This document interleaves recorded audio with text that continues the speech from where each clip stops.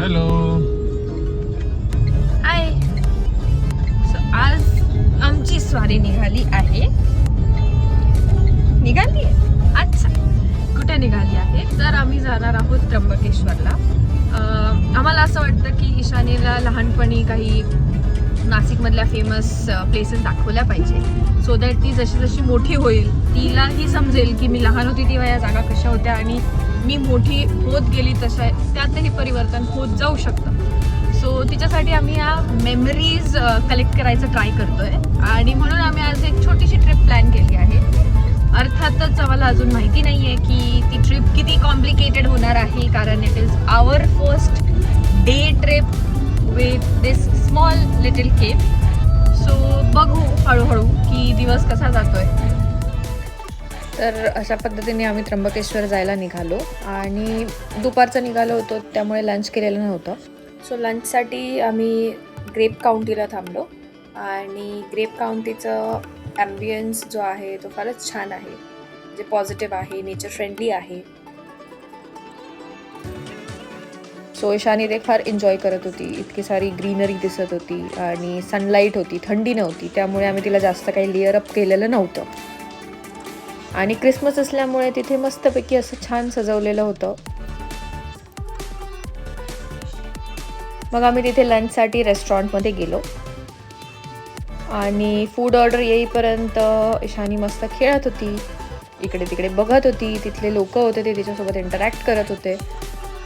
मग आम्ही स्टार्टर्स घेतले, लंच केलं, ट्रॅव्हल रिझ्यूम केला आणि त्र्यंबकेश्वरकडे निघालो. त्र्यंबकेश्वर हे नाशिक जिल्ह्यात नाशिक शहरापासून जवळपास 28 किलोमीटर अंतरावर आहे आणि हे जे स्थान आहे ते शंकराच्या 12 ज्योतिर्लिंगांपैकी एक आहे, म्हणून ते संपूर्ण भारतातही प्रसिद्ध आहे. आणि आम्ही जवळपास 2च्या आसपास त्र्यंबकेश्वरमध्ये पोहोचलो. गाडी पार्क केली आणि दर्शनासाठी निघालो. तर आम्ही मेन लाईनमधनंच गेलो. आम्ही VIP दर्शन वगैरे असं काही बुक केलेलं नव्हतं.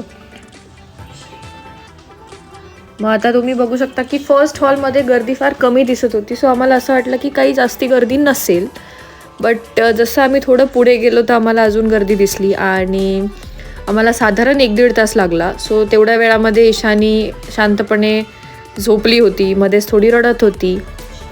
पण फॉर्च्युनेटली जेव्हा ॲक्च्युअल दर्शनाची वेळ आली तेव्हा ती फार ॲक्टिव्हली जागी होती. तिची झोप झालेली होती, पोट भरलेलं होतं आणि ती फारच हॅपी अशी होती, किरकिर करत नव्हती.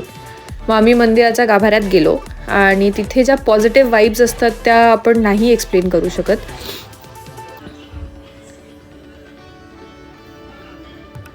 मग लाईनमध्ये जाऊन आम्ही पुढे गेलो, तिथे आम्ही दर्शन घेतलं आणि तिथे म्हणजे लकीली ईशानीला पायरीवरती डोकं टेकून वगैरे दर्शन घेण्यासाठी पण त्यांनी वेळ दिला. अदरवाईज इतका वेळ ते लोक देत नाहीत, पटापट पुढे सरकवायला लावतात. पण लकीली आम्हाला तो वेळ मिळाला आणि आम्हाला फार. त्र्यंबकेश्वराचे महत्त्व फक्त ज्योतिर्लिंग इतकंच नाही आहे, तर याचा इतिहास आणि पौराणिक कथासुद्धा तितकीच अद्भुत आहे. पौराणिक कथेनुसार गौतम ऋषींनी येथे दीर्घ तपश्चर्या केली होती.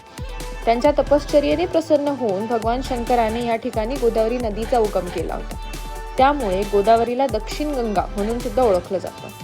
त्र्यंबकेश्वर मंदिरातील शिवलिंग हे 3 मुखांचे असून ते ब्रह्मा, विष्णू आणि महेश या त्रिमूर्तींचे प्रतीक मानले जाते, जे भारतातील इतर कोणत्याही ज्योतिर्लिंगात आढळत नाही.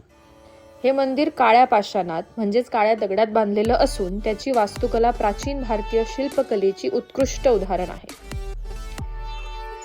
तर अशा या पवित्र ठिकाणाहून फक्त मेमरीजच नाही तर एक वेगळीच शांती घेऊन आम्ही परतीच्या प्रवासाला निघालो.